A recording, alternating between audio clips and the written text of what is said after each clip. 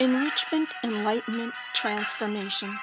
Rabbi Yisroel Cutler, the spiritual leader of Chabad of Cary, North Carolina, guides anyone who has been searching for a meaningful life and conscious living.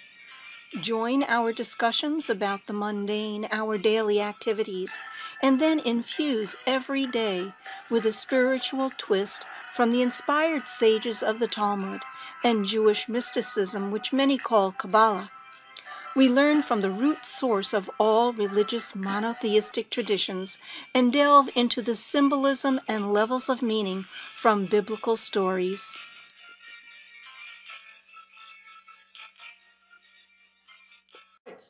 Good morning, everybody. And a good morning to everyone that is tuning in from all over the world. If you are doing that, I would love you to let us know that you are listening. I know Debbie is listening. Please feel free to ask questions via the chat box. Today's class is called From Faith to Flavor. We're 2.5 weeks away from Pesach, so today's class will be dedicated towards Passover. They tell the story that Moses is up on Mount Sinai, and God is giving him the text of the Torah, and he says, do not cook a kid in its mother's milk. So Moses says, oh, thank you, God. I assume from that you mean that we should have separate dishes for meat and milk. And God says, no, do not cook a kid in its mother's milk. Oh, thank you. I guess that means we shouldn't eat milk and meat at the same time. No, I said, do not cook a kid in its mother's milk. Oh, so that means we need to wait 6 hours after we have meat until milk. So God says, all right, have it your way. I love it. So many people sometimes laugh or mock or do not believe in some of the rabbinic traditions. I'll often meet people who will say that when it comes to the written Torah, the scriptures, that is what I have my belief in, but some of the oral tradition, even if they were inspired, at the end of the day, people are fallible, and we can change that, we can alter that. And what I find fascinating is, if you were to strip the oral tradition away from Jewish observance, we wouldn't be left with a lot of the things that people take for granted. So Passover is coming up, right? Which parts of the Passover Seder are biblical? The telling. Okay, telling of the story, correct. Going to Jerusalem. Well, yeah, if you went, but that's not what we do today. Right. What part of the story that we do today, an average Passover Seder, and I love Seder as an example because that is something that everyone does. I love, there's something very beautiful about Pesach that all Jews, or a large percentage of Jews, regardless of level of observance, they do Pesach. I would perhaps argue, and I don't know, what do you think? Pesach versus Yom Kippur? More Jews. Pesach. Pesach. Yeah. Which is incredible, and I actually love it. The phone is ringing, and people ask, Rabbi, where can I pick up my, this item or that item? All of a sudden, it fills my heart with such glee that time of year when people come out of the woodwork. In any event, everyone does it, and yet so many of the traditions are actually not in the Bible. So 4 cups of wine, is that in the Bible? Nope. No. But a bit of matzah. Okay, so telling over the story is, what else? Bit of matzah. Matzah. The season. The fact that it needs to be in the spring, so the actual date of the holiday, yes, absolutely. So, telling over the story, not eating chametz, and eating matzah. Oh, and the Paschal lamb. Well, yeah, but that we don't have today either. You have a little tradition. Okay, we got a shaved one as a reminder of something that was once biblical. But so many of the other things are not. So, that's it, that is biblical. All right? The matzah, telling over the story, not eating chametz. Today. Matzah both ways. Yeah, but the positive and the negative. Yeah. Rabbinic, we have 4 cups of wine. We'll get there in a moment. 4 cups of wine, that's a rabbinic invention. And then we have a rabbinic thing that's almost biblical, maror, except that it says in the scriptures to eat maror with the Paschal offering. So it's sort of tied to it. So some say it only is biblical if you have the Passover offering, but today it's more rabbinic. That's different than matzah, which is a standalone mitzvah. So maror, 4 cups of wine, those would be examples of things that are rabbinic. Oh, one more. Praising God, called Hallel. That would be rabbinic. And then we have zillions of customs, such as 4 cups of wine. 4 Well, children. that would be rabbinic. That would be even, when I say customs, I mean Oh. later than even Talmudic. The Elijah's book. Elijah's cup, that would definitely be customs. The leaning is, the reclining is not, is later on. And It is mentioned in the Talmud, but it is post the, in fact, that question of the 4 questions was added later on when they took out the question about what? Anyone guess? The 4 questions went through a change. One of the 4 questions was about the Paschal offering. Hmm. Yeah. Yeah, that one was taken out. Now we have the leaning one. Yeah. Well, Really? Well, on all other nights, we don't, we have lamb that's, it has to be roasted a certain way. We don't ask that question today. Okay. So by way of introduction, so many of the things that we do on Pesach is not biblical. And the truth is, so many of the holidays, how many Jews come to Kol Nidre? Oh, Kol Nidre, I would never miss Kol Nidre. Where in scriptures does it mention Kol Nidre? It says on Yom Kippur you should fast. So it's fascinating how so many of the things that we take for granted are rabbinic. And what we will do today is take a look at 2 mitzvot, one biblical, one rabbinic, and see how their details are actually reflective on the difference between biblical and mitzvot, biblical and rabbinic mitzvot in general. And we will be analyzing matzah versus the wine. Okay. So About the apples and honey. So apples and honey would be a great example of something so many Jews do on Rosh Hashanah, and yet it is a Tradition. tradition. I don't even think it's in the Talmud. It would be a custom. That'd be like having your challah be round, not braided. Correct. Again, Correct. we're talking about Rosh Hashanah, but custom. Correct. That's all custom, and I'm not dismissing customs are beautiful. Yeah. However, sometimes people will focus so much on the matzo ball soup of Passover and not eat matzah, or and it's wait a minute. What is the biblical mitzvah? You got to tell over the story. You don't have to read every page of the Haggadah. You don't. But you need to tell over the story in a way that's meaningful and relevant. That's part of the mitzvah. Okay. So let's start from the beginning. Jersey, page 262. Here's where the Torah commands us to eat matzah. In the first month, on the 14th day of the month, in the evening, you shall eat unleavened cakes until the 21st day of the month in the evening. So the 14th in the evening, the reason why it words it that way, because 14th in the evening is the same thing as saying the 15th. Because the Jewish day begins at night. But since in biblical times, what happened on the 14th day? They brought their lamb. We don't do that today. That whole day was a major barbecue going on in Jerusalem. But the 14th was a big day, so then it says, in the evening of that day, you begin eating matzah, and then that continues for the 7 biblical days of Pesach. Yeah. So I was just gonna, like a little side note. So when everyone brought their Paschal lamb Yeah. from Jerusalem back in those days, so everyone kind of set up their own camp and made their own offering. Is that kind of like a big tailgate of sorts? Yeah, because it says that if your family was large enough to finish one lamb, you did it yourself. But otherwise, most people can't eat a whole lamb, the family, and you would do it together with multiple families. Gotcha. Because one of the rules was you weren't supposed to have any leftovers. Yeah. So you would make your calculations beforehand, what size lamb you're going to get. People would do the slaughtering in the temple courtyard. I can't imagine the numbers. We have historical records of it, by the way. Josephus, who he lived at right before the destruction of the Second Temple, okay? We don't take all his words like they're biblical. He's just a secular historian, but it still gives us some, idea of what might have happened. He describes the mayhem and what it was like and just thousands of lambs. So they would bring the lambs and they were slaughtered in the actual temple courtyard, but then they would actually do the act barbecuing and eating anywhere in Jerusalem. In Jerusalem, okay. And it was a huge economic boost for Jerusalem because Jews came from everywhere for it. So it's interesting. Yeah. So that was... So this says a specific date, and I thought you said springtime. Elsewhere in the Torah, it says, make sure that Passover is in the springtime. So the date is the 15th day of Nisan.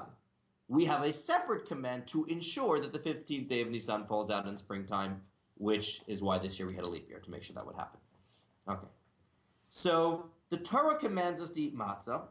However, the Torah doesn't give us amounts of matzah to have at the Seder table. And we know this nice Jewish tradition. You walk into a traditional, or I think really any Seder. How many matzahs do you have? Three. Where does that come from? 3 matzahs. Why 3? So everyone, of course, I have to have 3 matzahs, right? Yeah, you gotta break the middle one. So the question is, why 3 matzahs? We'll begin with we're going to do a halachic legal explanation, and most of the class is going to be the spiritual mystical one.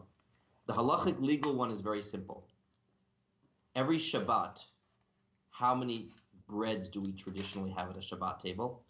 2. Okay? If you go to a traditional Shabbat table, you will see 2 loaves of bread. The reason for that is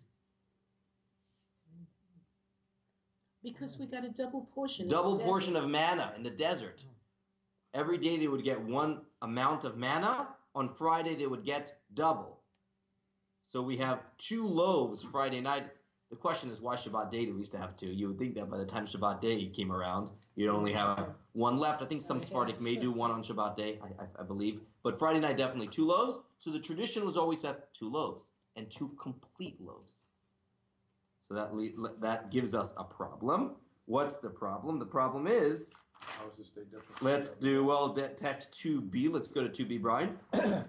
Although one must partake of the 2 complete loaves of bread every festival meal, on the night of Passover, however, some say that 1.5 pieces of matzah is sufficient.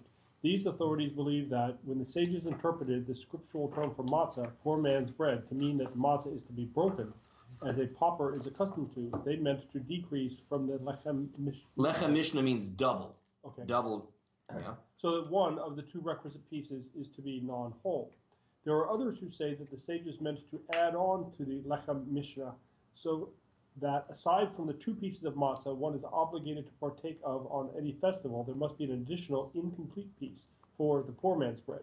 This is the widespread custom, and one should only deviate from it in times of need. So let's explain that. One of the matzahs are going to be broken. At what point in the Seder is the matzah broken? Prior to when we make the hamotzi? No. Or after we make the hamotzi? Before, no? We do it pretty early on in the Seder. We break the middle matzah before we do the whole telling of the story. Is that the one where Yeah. we take half of it and go Yeah, right yeah. for the afternoon? No, well, you find it much later on, but you break it early in the going. You hide the afikomen. And why do you break it? Because it's called poor man's bread. And if a poor person was eating a piece of bread, they would never have the luxury, first of all, having a whole piece. And if they did, they sure wouldn't eat it all at one time because there's no guarantee Of they'll having it have. tomorrow. So they'll eat a little bit, put some aside. So that is the meaning of saying the Haggadah over a broken piece of matzah. So now we have a question. 1 piece has to be broken. So are we going to make the hamotzi on less than 2 complete loaves? So here's where there's the debate. Some say, yeah, you can do it on 1.5. Others say, no, you still need your 2 complete loaves. So you're actually making the hamotzi on 2.5. Is that making sense? So, Yeah. so you start off with how many complete ones before the Seder begins? 3. So you start off with 3. One of them is going to get broken in order that when you make the hamotzi blessing, you are left with 2 complete ones. That's a very technical answer to the question. Now, who had a question on that? Well, a couple things. So first, the 2 complete loaves are representative of the 2 loaves, 2 manna we would get before Shabbat. And then we're going to break one, and we don't want to break one of those 2.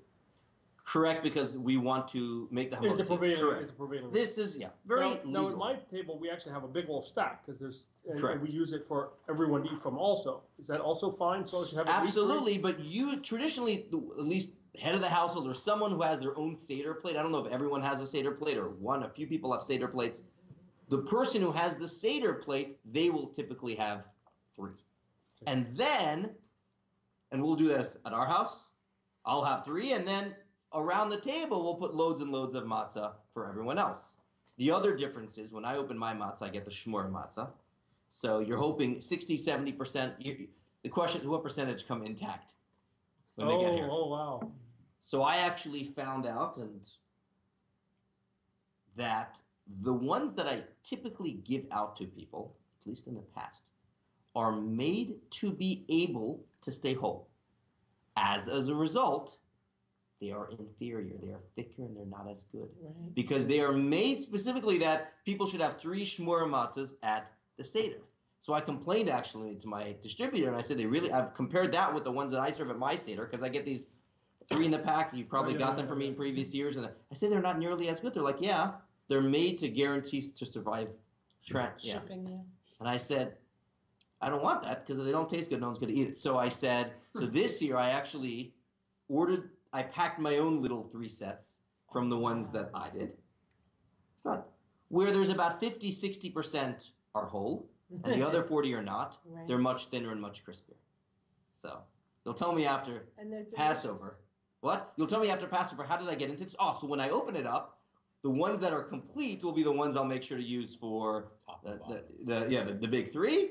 And the other ones I'll put in the middle of the table for everyone to eat their own matzah. But at least the 3 that you do the hamotzi on should be complete. Questions? Yeah. Yeah, so we always buy them, they're always broken. I get the big box at ShopRite in New York. Yeah.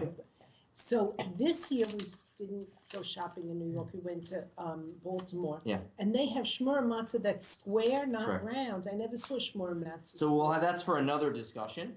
That's called machine-made shmura matzah.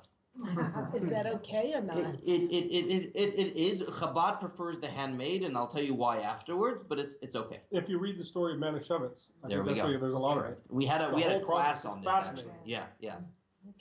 And it had to do with the I think you fact can find that a story machines, when you make a circle, at least in the old days, there was always the leftovers after every batch. Yeah. So what do they? Then they use the leftovers for the next one, and that's not good with matzah. Why? Oh, Because it had more than 18 It minutes. had more than 18 minutes and it leavened. So that's why the machine-made matzahs ended up always being square. But let's okay. for another time. Interesting. Now, so we have 3 matzahs, and we have a legal reason why we have 3 matzahs.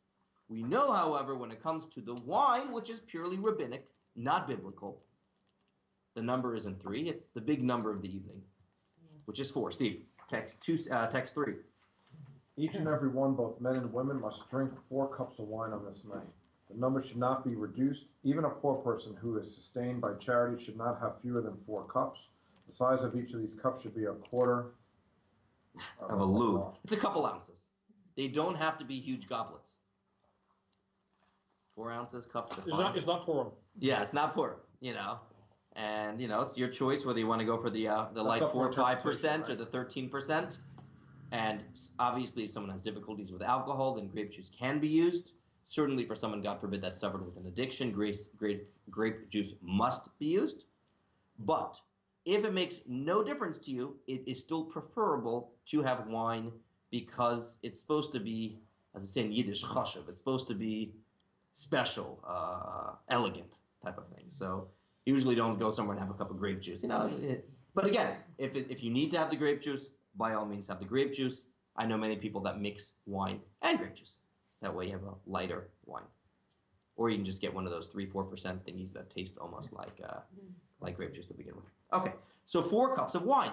Why 4 cups of wine? We had 3 matzahs. Why 4 cups of wine? And anyone know offhand? Yeah. It's a good review here. Good review. To remind yourself to ask 4 questions.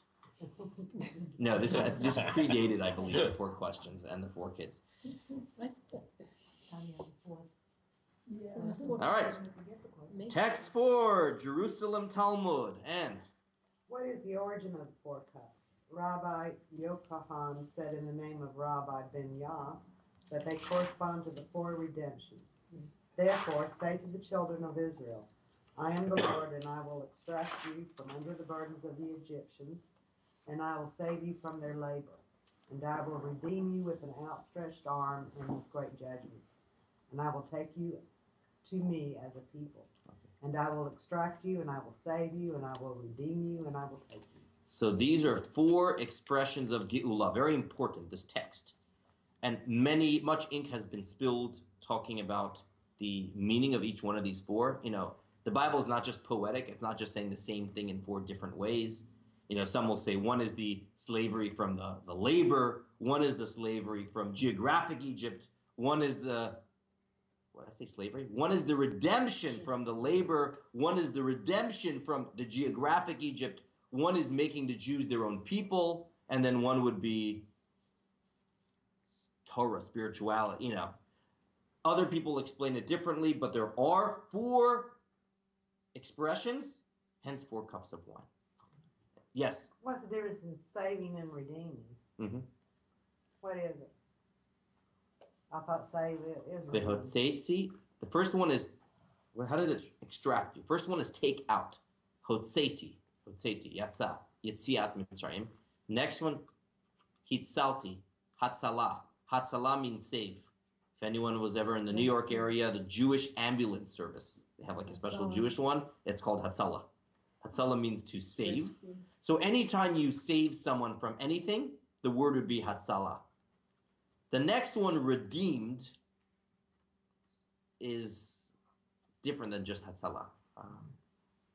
We can speculate. I don't have. What do you think the difference is? Forgive is redeemed. Redeemed is taking someone out of a situation. What's the Hebrew word? Geula, Geula. like redemption. It's a term what was bad into good. Mhm. Oh yeah, there's a transformation that happens. That's good. When you redeem, there's a transformation. And finally, vilakachti. Lakach means to take. All right, so we have simple answers. The simple answer is why 3 matzahs? We got to have 2, but then we need to have 3 because of the broken one. And why 4 cups of wine? 4 expressions of redemption. Yes. But what I'm confused about that is there was at time a debate: 4 cups of wine or 5 cups of wine. Hence the Elijah's cup compromise. Correct. So what was the 5th cup of wine? The verse continues. The next words are in a new verse, and they say, "I will bring you to the land of Israel. I will bring you veheveti."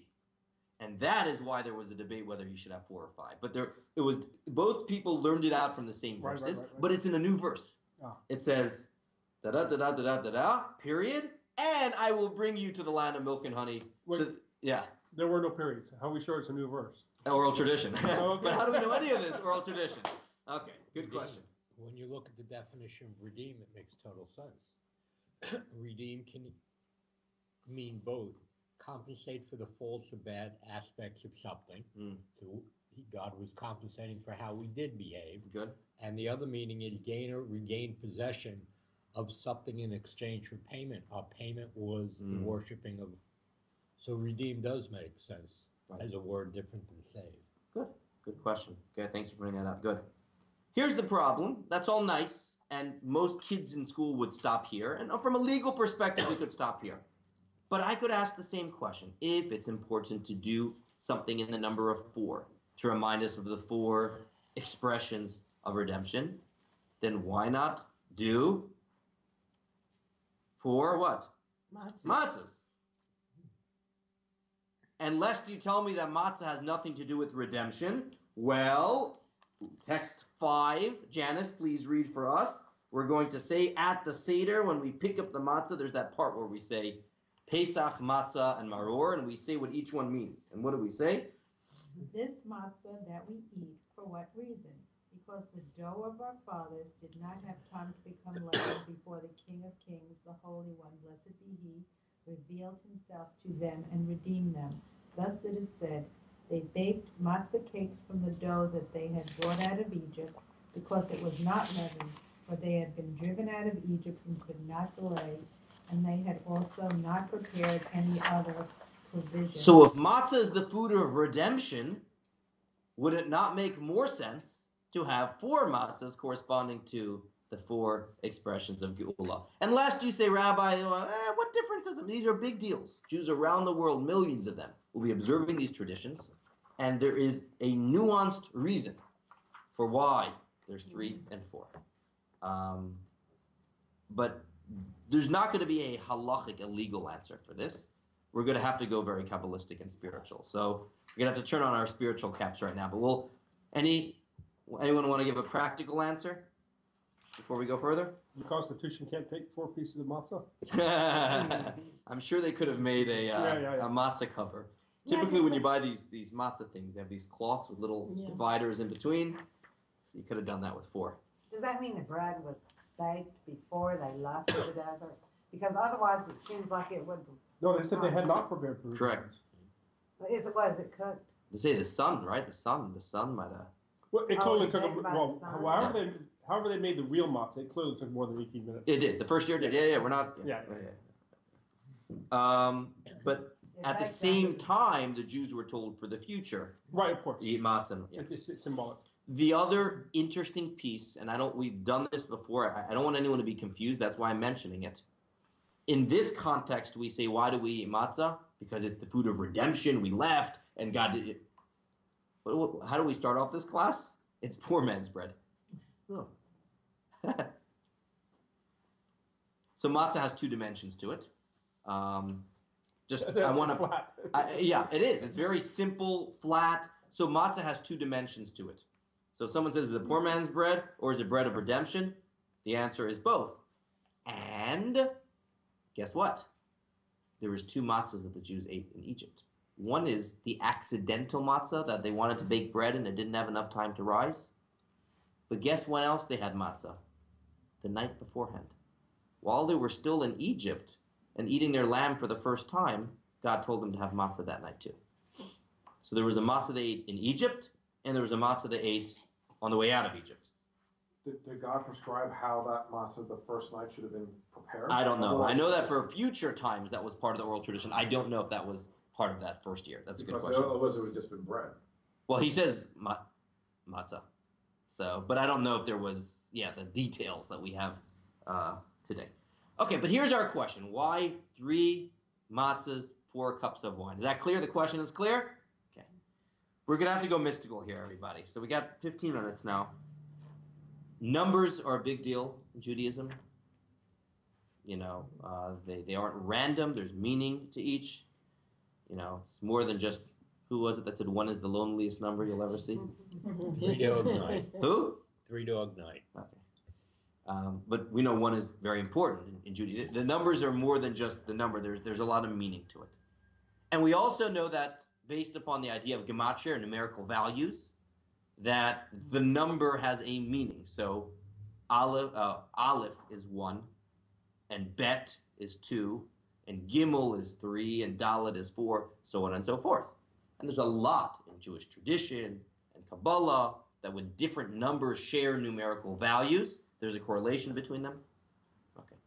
So, what was that? Oh, you've discussed that before. Yeah. No, the meditation class knows nothing about this. Okay, they know nothing No, about we this. haven't got to the numbers. Okay, so not only is numbers important, and not only do numbers correspond to letters of the alphabet, but it actually goes one step further. The letters of the alphabet, their shape is significant. For instance, I think I have explained to you before, and whoever has been to many classes here, I've probably heard this from you before, that the word for truth in Hebrew, emet, there's a reason for that. Aleph is the first letter of the alphabet, and Tuf is the end, and Mem is the middle. So something that is true is lasting throughout. You've heard that from me before. Maybe not. Right. In addition, Aleph has 2 legs. I don't have I wish I had an alphabet chart here. Well, we all have Hebrew in the pages. Okay, an Aleph has 2 legs. A Bet has 2, Emet. A Mem has 2 legs, and a Tuf has 2 legs. Each one of those letters stands on both legs. The word for a lie in Hebrew is sheker. The shin, at least the way it is in the Torah scroll, is like a V. It stands on 1 leg. The kuf has 1 leg, and the resh has 1 leg. Because when someone tells a lie, we know what always happens.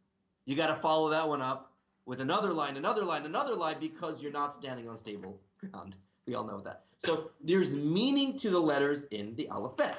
So there is a place in the Talmud, text 7. Here goes.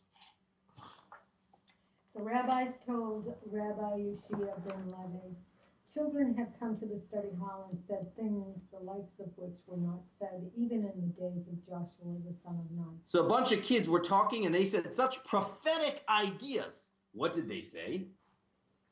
Thus, Aleph-Bet means learn wisdom, Aleph-Binah. Gimel Dalet means show kindness to the poor, Gimel Dalet. Why is the foot of the Gimel stretched toward the Dalet? Because the benevolent run after, seek out, the poor. And why is the leg of the Dalet stretched out toward the Gimel? Because the poor must make himself available to him. So we're not going to analyze Aleph Bet today. We're going to analyze Gimel Dalet. Gimel is the 3rd letter, Dalet is the 4th letter. Gimel makes a G sound, Dalet makes a D sound. Okay? The Gimel, what does the word Gimel mean? We say in the Amidah, Gomel Chasadim Tovim. Gomel, it means to give. Acts of kindness are called what? Torah rests on three things: Torah, Avoda, and Gemilat Chasadim. Gimel means to give. Yeah, is familiar? Gimel means to give, to transmit. Adal in Hebrew means to receive or someone that is poor. So Gomel, Gimel, Daled means to give to the receiver, to give to the poor. And then it says, if you look at these little letters, imagine the Mr. Gimel running after the Dalet. See how his legs sort of jumping, running ahead? The Dalet is sort of faced the other way because he doesn't want to receive. He's ashamed, he's embarrassed. So the Gimel is running after, the Gimel is giving to the Dalet. In sequence, Gomel, Daled means giving and receiving. Okay. Let's take this idea one step further between giving and receiving. We're not talking so much here about giving, let's say, money. We're going to use the metaphor of transmitting an idea. And in Kabbalah, it says if you want to explain something to someone, and you're a good teacher, a good professor, good parent, you don't just immediately say whatever's on your mind. There are stages in that transmission. The teacher thinks, okay, let me try to get rid of all the stuff I know about this idea. What is the one point that I want to give over? Sometimes people don't do that. And as a result, the class or the idea is what they call all over the place. They didn't do that idea at the beginning. What is the one thing I want people to walk away with? That would be called the aleph of something, the point. Goodness. Whatever the class is, there's that idea. Yeah, goodness, certainly, absolutely. What is in Hebrew we call it the nikuda, the center point. Okay. The next thing you do is you don't just explain one idea. You then take that idea and you embellish it. You give stories. You give examples. Okay. So you take from that one and you make it bigger. Then what do? You actually transmit it. These are the three steps. And then what has to happen? Whatever happens on the other end, the receiving end. The receiving end. And the receiving end is significant as well because the receiving end needs to absorb the idea and unpack it. A lot of times that doesn't happen. You know, it's sort of when you download a file, so you will download for all the techies around here, the one file, and then you double click it and it installs it, and then it unpacks it, it unzips it. But you just downloaded that one single file, then you got to make it absorbed inside of you. So 1 is the teacher making it small. 2 is the teacher expanding it. 3 is the teacher transmitting it. 4 would be the person receiving it. If I take a picture and I want to send it to you on the phone, so first I have to capture the image. Then my phone is probably going to split that up into A's and B's in the binary file or something like that. Right? Zeros and ones. Zeros and ones. Oh, sorry. Not A's and B's. Zeros and ones. Then go to transmit it. And then the receiver has to absorb it, get it, download it, whatever the case is. So in the words of Jewish mysticism, text 8. Where are we up to in the reading? The well-known analogy for this is the transmission of a concept or a thought from a great master to a humble student. The teacher is so immeasurably greater than his student that the student is unable to receive the concept as it exists in the broad mind of the teacher. Therefore, the teacher must contract the idea to one point that is theoretically accessible to the student recipient, an abstract of everything that will be transmitted to the recipient. Since this point is still, in general terms, it is still beyond the comprehension of the recipient. Rather, the details of the abstract point must be explicated so that they come within the recipient's grasp. However, all of this takes place with the giver-teacher who plans out in his mind the details of this concept, like one who imagines in his mind how to bring an idea into speech or into writing. After that is the transmission to the recipient, when the concept is delivered tersely without all the detail imagined by the teacher. And after that is the elucidation and the development of ideas within the recipient. That's interesting, that the teacher doesn't dumb down the message. The teacher gives something that when it's eventually processed, the student will get all that info, but they got to do it for themselves. Because if the teacher gives all the info at the beginning, it'll be too much for the student to get. Rather, you give general ideas that the student on their own at some point in time, whether today or 5 years from now, or like the person says, now I understand what mom once taught me, right? Will one day get to it. Now, interestingly enough, in this Hasidic discourse, it then connects these four to what, Hal? The four to the matriarch. Well, before that even, the four letters of God's name, the Yud, the Hey, and the Vav. These four stages are connected to the creation process. We're not going to do that today. What we are going to say here is 3 has to do, where is the, so there's 4 in all, but where is the separation between receiver and giver? After 3, right? There was 1, 2, and 3. And then there is what happens on the part of the other person, which is 4. So this would be the meaning for why Gimel represents what? 3 represents giving, and 4 represents receiving. Now in Kabbalah it goes a step further, and it says that 3, giving and receiving, also have to do, I want to make sure this is clear, with masculine and feminine energy. Now, it doesn't mean that every man is there are men that could be far more with the feminine energy. There could be women that have more of the masculine energy. But a man, the masculine energy is directing, it is commanding, it is instructing. The feminine energy is what? Development. It's instead of telling the child what to do, it's nurturing something in the child so they get it. Instead of directing, it's more about what goes on in the receiving end. And certainly with the formation of a baby as well, you have, well, let's do it in the text that we're going to do here. Yes? Gimel Dalet, is that a word in itself or not? Gimel is a word and Dal is a word, not Dalet. Dal is a word. What is Gimel? Does Gimel Dalet make a word? Yeah. That's my question. Together? No, it does not. Okay. It does not. So Thank you. anyone that knows every number, 1 is God, and 2 are the tablets. We're going to say this actually at the end of the Haggadah. What is 3 in Judaism? 3 are the patriarchs, and 4 are the matriarchs, and 5 are the books of the Bible, and so on and so forth. Why is it that 3 are the patriarchs and 4 are the matriarchs? It's kind of odd. Why are there 4 matriarchs? Why not 3?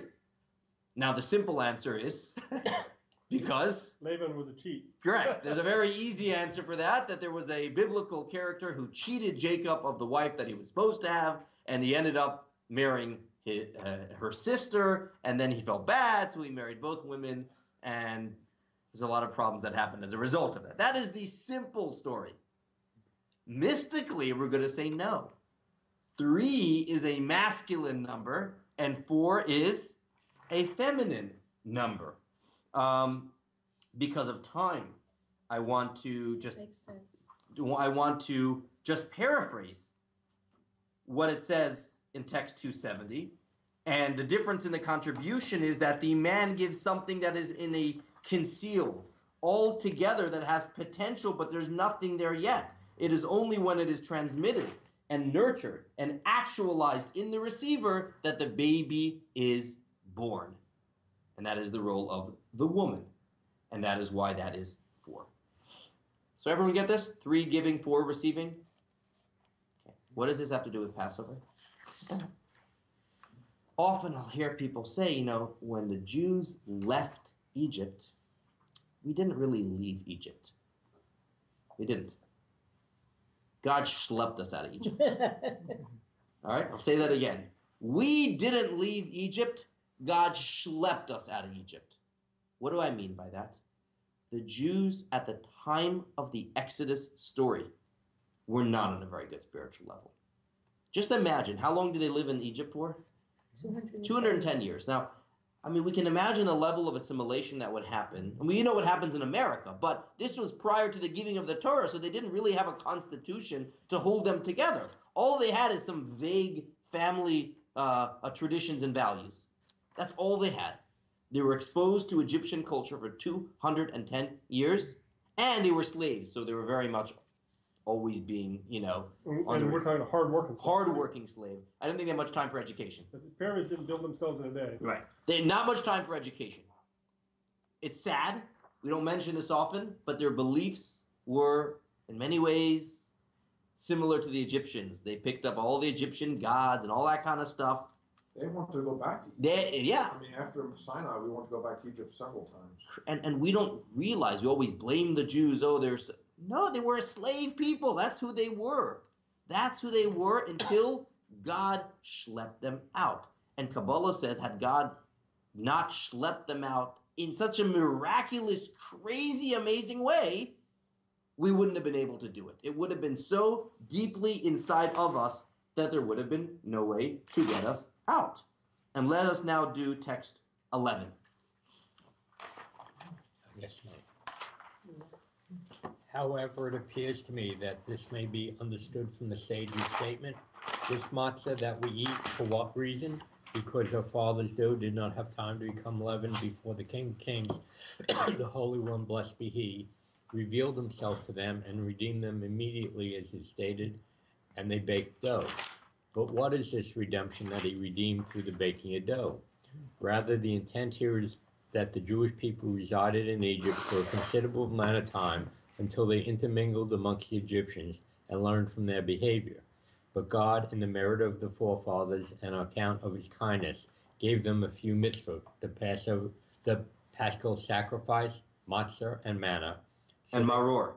That was their only mitzvah. They had to do something to identify as Jews, to stand out. Yeah. So that they would help them come out of Egypt when the time came, especially the matzah, which symbolizes freedom.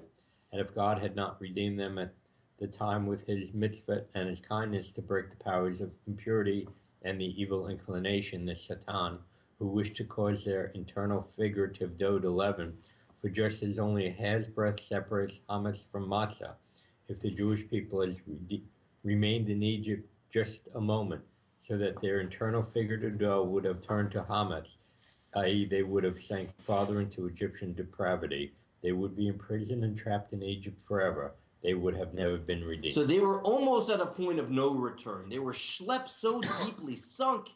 That's why mystically it talks about them being absorbed in the 49th level of impurity, thus requiring afterwards, what? 49 days to get out of that on their own. Okay? So let's go back to 3 and 4 again. Let's go back to those 3 expressions in the 4th expression. The first one was, I will take you out. The second one was, I will save you. The third one was, I will redeem you. The fourth one, I will take you to me as a people. There's a big change that happens between the first 3 and the fourth one. The fourth one is when we become God's people. The fourth one didn't happen when we left Egypt. It happened at Sinai. Correct. It was After 49 days. 49 days later. The first 3 God did to us. The fourth we had to do on our own. So matzah represents this poor man's bread where we're just flour and water and we're crushed and we say, God, the first step in getting free is I'm willing to let go. I'm willing to go on this ride with you. That's what they needed. The humility to go on the ride with God and be taken out. Once they did that, now let me appreciate my relationship with God. Let me enjoy it. Let me treasure it. That is wine. Matzah is dry. Matzah is tasteless. Matzah is flat. Matzah is not enjoyable. Wine is geschmack. It's enjoyable. It's pleasurable. The first stage in the relationship with God was the 3, and the 3 now we understand relates to matzah. It's what God did to us. The 4, or the 4 cups of wine, And that's when we on our own then developed this relationship and it became a real part of us. And in a sense, we go through these stages every single year. The journey from Passover to Shavuot. Passover is, I'm willing to let go. I'm willing to be taken. I have the simple, simplistic faith, even though it's boring. And then I want to make it real and I want to develop it, and that is the wine. So that is the 3, and that is the 4. And let me just finish the last note. Mother and father, what do you think the written Torah is compared to? What do you think the oral Torah is compared to? Well, the Torah would be the father, and then the oral would be the mother. Thus says the Lord, you should do this, don't do that. That was the Torah that was given to us. The oral tradition is what we developed, what we made part of ourselves and made our own traditions and contributed. So it makes sense that the mitzvah that came as part of tradition is 4. The mitzvah that is commanded to us in the Bible is 3. A few other texts at the end that highlight this idea, but I think we'll hold it here because of time. So a little deeper meaning to it. Yes? So I had a question on this last text we read. Sure. We talk about the mitzvot that God gave to the Egyptian Jews. That was just the day before. That wasn't years before. It was one time do these things and then tomorrow we go. It was on the 2 weeks before they left. God told Moses to tell the Jews about it. On the 10th day of the month, they took the lamb. On the 14th day of the month, they ate the lamb. On the 15th day, they left. So the last 2 weeks was when all of this happened. The last 2 weeks. It was almost like the Jews needed something, even though God was going to schlep them out, they weren't doing it with their own merits. They needed something good to prepare themselves. So they had to have the courage of taking the lamb, which was a Egyptian god. You know, they had to do that kind of stuff. The matzah. So they had to do something, and then that allowed God to take them out. Kind of like the child who's too young to know. You have to bring the spark. Absolutely. Yeah. But that's something so simple. 3 matzahs, 4 cups of wine. I know it's a little more advanced than most of our classes, but it's something that we do every year, and it gives us a deeper appreciation for it. Any questions from our online community? Nope. There's a lady that's listening, and she wants to learn about, not Jewish, she wants to learn about how the Seder is being conducted because they're going to attend one. Beautiful. So I would suggest going to passover.net, passover.net, and you will have all the information there about how a Seder works. Thank you, everyone, for joining in. Online community. We'll be back here with one more class before Passover. We won't have a class in 2 weeks from now. Next week will be our last class for a few weeks. And thank you to Nissan Communication for having this program available to everyone around the world. Have a great week.